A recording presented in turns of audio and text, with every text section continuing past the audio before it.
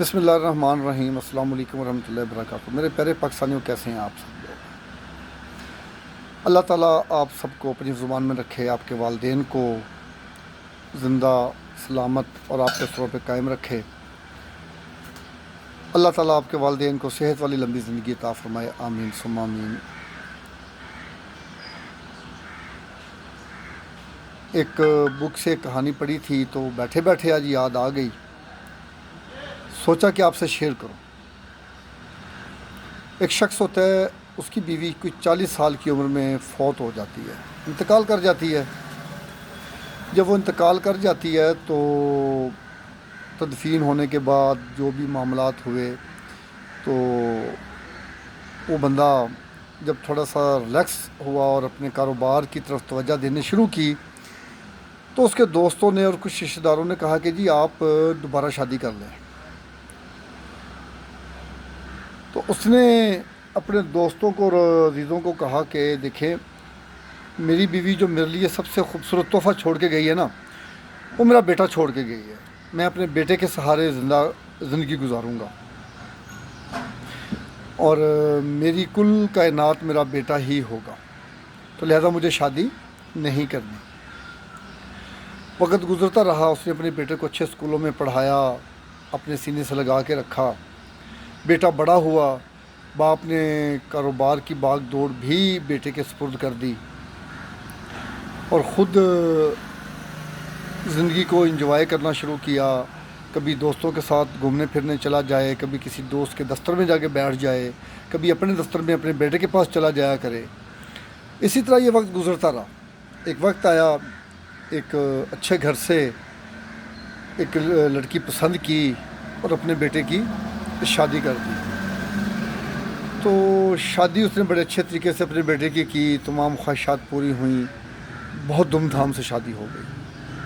بہو گھر آ گئی، بہو نے گھر آ کے گھر گرہستی سنبھال لی، اور اس لڑکے کے باپ نے بھی گھر کی تمام ذمہ داریاں بہو کے سپرد کر دیں اور کہا کہ بیٹا یہ گھر اب آپ نے چلانا ہے، یہ گھر آپ کا ہے۔ کھانے پینے کا خیال رکھا جاتا، سسر کا آرام کا خیال رکھا جاتا۔ تو ایک دن کیا ہوتا ہے کہ سسر کھانا کھا رہا ہوتا ہے اور کھانا کھا چکا ہوتا ہے تو بیٹا گھر آتا ہے۔ تو کھانے کے بعد سسر نے کھانے کے لیے دہی مانگی، تو بہو نے جواب دیا کہ جی دہی تو گھر پہ نہیں ہے، ختم ہے دہی۔ اور سسر نے کوئی بات نہ کی، سسر نے کھانا ختم کیا اور چہل قدمی کے لیے گھر سے باہر نکل گیا۔ جب وہ گھر سے باہر نکل گیا اور بیٹا جو کہ دفتر سے آیا تھا ہاتھ منہ دھو کے کھانے کی تیاری کر رہا تھا، تو اس نے بات سنی۔ جب وہ کھانے کی ٹیبل پہ بیٹھتا ہے تو کیا دیکھتا ہے کہ ایک ڈونگے کے اندر یا پیالی کے اندر دہی آتی ہے اس کے آگے۔ وہ خاموشی سے کھانا کھاتا ہے۔ کھانا کھا کے وہ اپنے آفس چلا جاتا ہے، اپنے کاموں میں مشغول ہو جاتا ہے۔ تو اگلے دن جب وہ دفتر جاتا ہے تو اپنے والد کو کال کرتا ہے کہ ابو جی آپ نے اتنے بجے میرج رجسٹرار آفس آنا ہے اور میں آپ کی شادی کروا رہا ہوں۔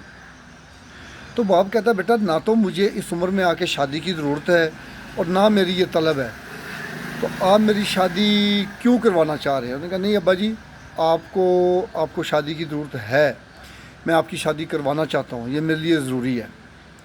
ارے بیٹا کیا مطلب آپ کا؟ اس نے کہا ابا جی میں یہ چاہتا ہوں کہ میں آپ سے علیحدہ آپ کی بہو کو لے کے ایک کرائے کے گھر میں رہوں، اور آپ کی کمپنی میں آپ کے آفس میں میں ایک نوکر بن کے اپنی ڈیوٹی کروں، تاکہ آپ کی بہو کو دہی کی قیمت کا پتہ چلے، کہ اس کو یہ پتہ چلے کہ یہ گھر کس کا ہے اور میرا سسر کون ہے اور میں کس کے گھر میں ہوں، اس کو دہی کی قیمت کا احساس ہو۔ تو یہ تحریر جب مجھے ابھی سنی میں نے تو یہ دل کو لگی، اس کو پڑھا نا تو بڑی دل کو اس نے اٹریکٹ کیا کہ واقعی آج ہم نے اپنے والدین کی خدمت چھوڑ دی، والدین سے ناراض ہو کے بیٹھ گئے، ان سے کنارہ کر لیا، بہو جو مرضی کرتی رہے، ہم والدین کو پوچھتے نہیں ہیں۔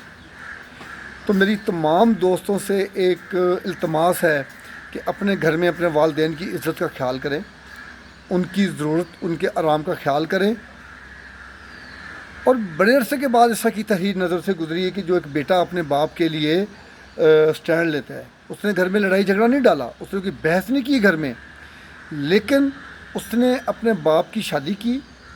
اس کی جب بیوی آ گئی تو سارا کچھ اس کے ساتھ مل گیا. تو اگر میری بات اچھی لگی ہو, انہی الفاظ کے ساتھ میں اختتام کر رہا ہوں, اگر میری بات اچھی لگی ہو تو بہت خوشی کی بات ہے. اللہ تعالیٰ آپ سب کو اپنی زبان میں رکھے اور آپ کو عزت والی لمبی زندگی عطا فرمائے. آپ کے والدین کو تا حیات آپ کے سر پہ قائم دائم رکھے. آپ کے والدین کو لمبی صحت والی اچھی زندگی عطا فرمائے اور آپ لوگوں کو اپنے والدین کا فرمانبردار بنائے. اپنا خیال رکھیے, اپنے بیوی بچوں کا خیال رکھیں, اپنے والدین کا خیال رکھیں, اپنے ملک پاکستان کا خیال رکھیں. اجازت دیجیے. السلام علیکم.